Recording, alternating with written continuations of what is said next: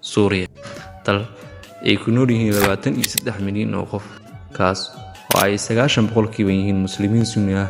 Dalkani waxaa in muddo haystay dictator kaas oo xasuuq baan ka geysanayay. Wuxuu dilay 600 oo kun oo ka mid ah shacabka Muslimiinta Sunniga ah ee Suuriya, halka uu 13 milyan oo ka mid ah shacabkaas oo ka barakiciyay guryahoodii.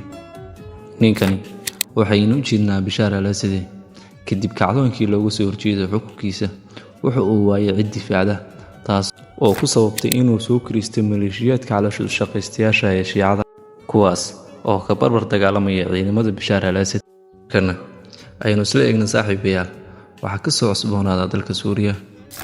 Markii aynu joogno dalka Suuriya, aad ayay ugu adagtaa qof walba inuu fahmo waxa ka socdo, sababtoo ah waxaa isku haysta dhinacyo kala duwan, kuwaas oo midba kale uu cadow ku yahay.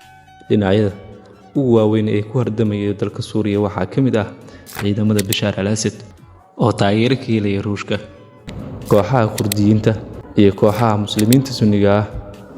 Guud ahaan dhinacyada is haysta waxay kala joogeen magaalooyin iyo gobollo u gaar ah, kaas oo u ah xaduud iyo xariiq cas oo looga soo gudbi karin. Laakiinse wax walba waxay isbedeleen kadib markii nidaamka Bashaar al-Assad oo taageero ka helaya Ruushka ay duqeeyeen magaalada Idlib. Gaar ahaan waxay duqeynta la beegsadeen dugsiyo Quraan, waxaana ku dhintay carruur badan. Arrintan ayaa ahayd mid in badan soo noqnoqotay, waxa ayna beegsan jireen suuqyada dadweynaha, dugsiyada Quraanka iyo goobaha ay shacabku ku kulmaan. Kadib duqeynta, ciidamada kacdoonka Suuriya ayaa waxay ku dhawaaqeen howlgal loogu magac daray رد العدوان. نغزوهم ولا يغزوننا.